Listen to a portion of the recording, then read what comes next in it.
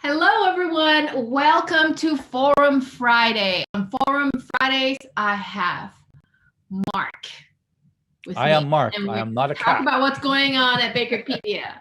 Hey, Mark. What's Hi, wrong Lin. with your face? I am Mark. I am not a cat. Or a Since cougar or we're whatever. doing this, I'm going to try something too. Okay. Oh, yeah. One-eyed sloth. Oh, wow. Look, you can even I can look like futuristic. And if I don't want to put on any makeup, this is fabulous. There you go. Yeah. Right. Yeah, there's a lot of interesting filters. And then with the studio effects, it's like the bottom right. Oh, yeah. I didn't even know that was there. Yeah, that's how I got my lovely. That's how I got my blue lips and my lovely eyebrows. If it weren't for that Zoom cat, I wouldn't have known. Yeah, exactly. Video was so viral this week. It just gave Zoom all the advertising it needed, So Yeah. that's amazing. I was just laughing my head off when I was watching that video. And it was just amazing how that. Yeah, so you don't even need lipstick. You can just color your lips here. Oh, there you go. There, I got red lipstick on. Okay. Yeah, nice and red. Okay. See, I got like nice eyebrows Yep. and red lips. Okay, let me put a mustache to myself too. There you go. There you go. Right, I think. I'll take that off. Okay. I think it looks like you're on your way to Thailand. Okay, I'm just gonna take off my studio. Oh, before we go, I just want to give Hemp Rise a plug today. That was absolutely great seminar. Hemp Rise. Thank you for sponsoring it yesterday. We had a very good turnout, and from places I've never seen before. So we were reaching a very, very different crowd yesterday, and obviously people who are interested in learning how to make hemp edibles. Yes, from all over. I mean, yeah, and there are some states where there's a little, although the FDA federally has not allowed for the CBD oils yet, but some states are allowing it in a recreational use type thing. In Canada, it gets wrapped up in here with the decriminalization of marijuana. So it's quite popular. There have been some mishaps. No one was hurt, but there was a bakery that made brownies, and they made brownies with the CBD oil in it, as well as regular brownies. And they were supplying a local primary school, and they got them mixed up. The CBD brownies went to the school, and the kids were all so laid back. Nothing came of it, just apologies and things. But no one was hurt. It didn't make the kids ill or anything like that.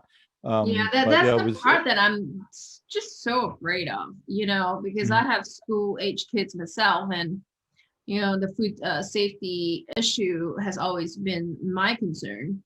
And with this developing field, CBD and edibles usage into regular food, we just need to highlight that, right? And that's why we have the seminars. During the seminar, yes, absolutely. And one of the questions that came up was commercialization of these things and how we need to, there needs to be guidelines. If we don't have to necessarily overregulate everything, but there needs to be guidelines, and maybe where it's being used for further processing, that it's sold in a diluted form so that it's easier to dose and things like that.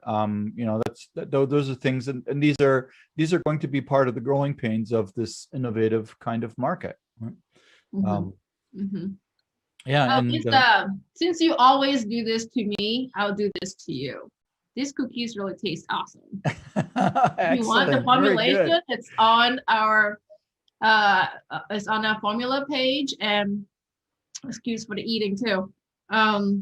It is under hazelnut cookies, hazelnut sandwich cookies, and Very it's a nice. dose at 30 milligrams Mm-hmm. per cookie. So what I did was I just made the fillings up and separate it into 10, and then do the calculation for that. So I made 10 cookies, and each one has 30 milligrams. So you really need to be precise Yep. when you make edibles or CBD products. Mm-hmm. Yeah. Absolutely. Yeah. Yeah. And when Thanks you for sharing your story. yeah, and when you dose that precision, that also helps you then in terms of the flavor too, so that you won't get so much of the terpenes and the bitter notes and things like that too, right? Because that's also part of overdoing it. Is it's not going to hurt you at all, as far as any of the studies that have been done, but it's like so many things, too much of a good thing is not necessarily good for you, right? It's like one beer a day is healthy, right? But how do you limit I don't that to know. one? There's Is that studies on that. justification or is that scientific? I'm testing it, right? But yeah, in the forum, it has been rather quiet this week. But by the way, what happened to that potato roll guy?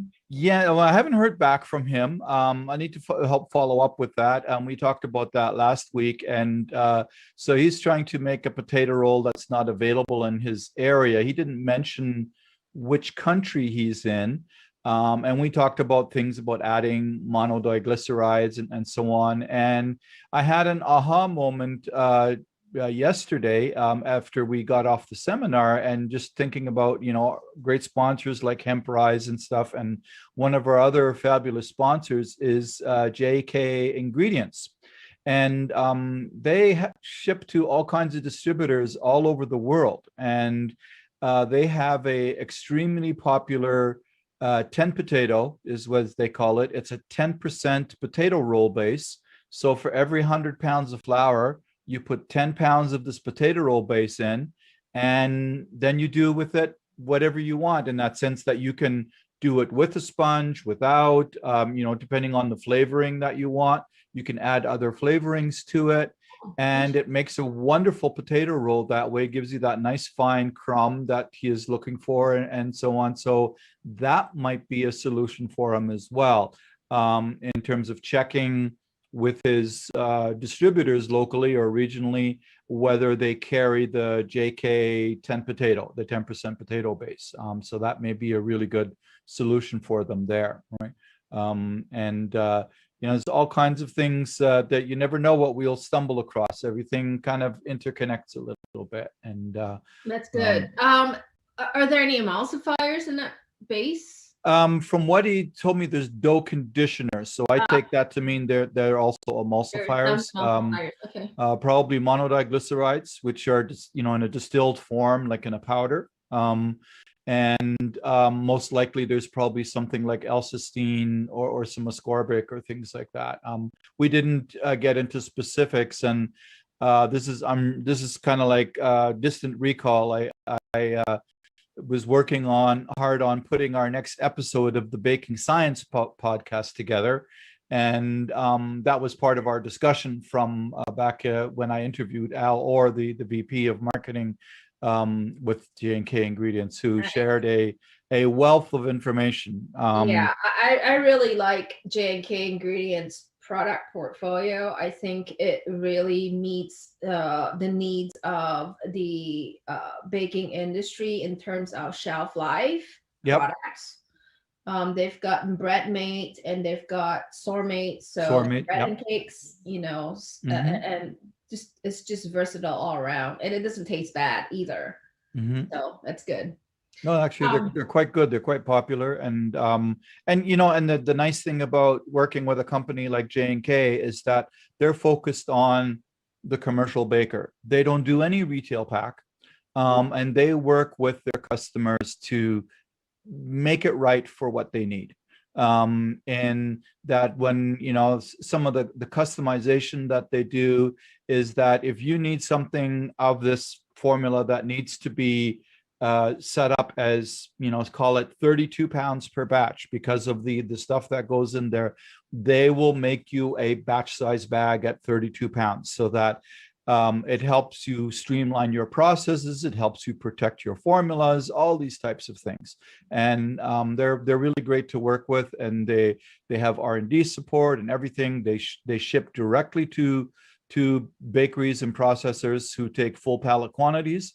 And if you're more of a multi-bag type of account, then you can get it through a lot of different distributors all over the US and in other countries around the world. Got it. Yeah. I want to also congratulate you for launching your first Bakerpedia influencer video. Thank you very much. That's a lot of work. It's now available on YouTube, by the way, guys. It's all available on YouTube.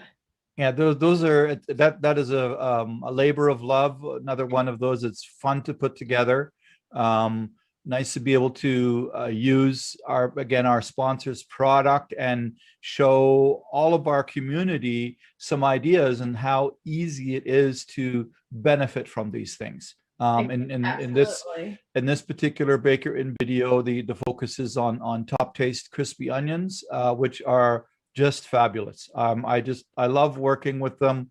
Yeah, I had no idea you could use them in so many different applications, especially puff pastry, croissant pastry. Croissanto, yeah. So and those were a huge hit. As you know, I like to make some treats that I take to the local farmers market and sell to help raise some money for the farmers market. And so I made a couple dozen of those savory treats where I laminated the crispy onions directly into the dough in the final laminating stage. So if you were processing this on a line, you don't have to run a separate dough, you don't have to make separate fat, nothing. It's just, you just have to segregate it at the end of the folding process to include it there so that it gets layered in and then sheeted out and processed. And so mix it up, put it aside, let it rest, and then put in the onions at the sheeting station at the last fold.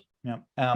And this was last fold, the very last fold, because typically the croissant has three. Some people do two doubles. Some people most commonly is three single folds. I'm thinking about the high automation lines, Yes, there it would have to just basically cut out of that line for that product when they do that production run. So you would either halt it or pause it or slow it down, depending on the system that you have, so that you can basically just have something transfer the onions onto it before it starts folding it. It just needs to be transferred on, rolled slightly to impregnate it, and then fold it in, and it handles just like normal after that. The reason being is that if you mix it into the dough in the beginning, they get broken up so much that you can't see them anymore. And the visual component is, we like to see what we're eating. And so putting the onions in at the last stage is what keeps the pieces relatively intact, so that when you slice the croissant open, as you'll see in the video, is that you can see dots of the onion in place in the croissant as the way it's wrapped around. Because I did we've seen everything in croissant. Mark comes up with onion croissant. That's innovative. If you ask me, I've never seen anything like that before. And what I did with that to add a extra flavor layer is that thyme goes really nice together with onions and cheese. And so because these crispy onions have been deep fried in their process, they have a little bit of fat coating on them. So all it takes is to add the thyme in with the onions and a quick toss, or in a process, it would go into a bin that would be just rotated once or twice, and all of the onions are now coated with the thyme. And it gives a beautiful flavor throughout. It's just a nice fragrance, right? And goes really well with the cheese. And so I did croissants stuffed with old cheddar and Black Forest ham, wrapped in a onion and thyme croissanto. So it's nice and flavorful. And then I did using the croissanto, did a Danish vol au vent shape and filled it with Havarti cheese and ham and mushrooms tossed in balsamic vinegar. And there again with that onion and thyme croissanto, nice flavor combinations. And these just flew off the shelf. And so they were very popular on Saturday. So excited. I'm so excited to try those ever. I'll fly over to Nova Scotia one of these days. That might almost be more reasonable than me trying to ship them frozen. Yeah. All right, Mark, thanks for joining me. If you have any more questions for Mark and for Bakerpedia in general, please join us in the forums. We look forward to seeing you there. Have a great weekend, Bakers. Have a great weekend. Take care, everybody. Bye. Bye.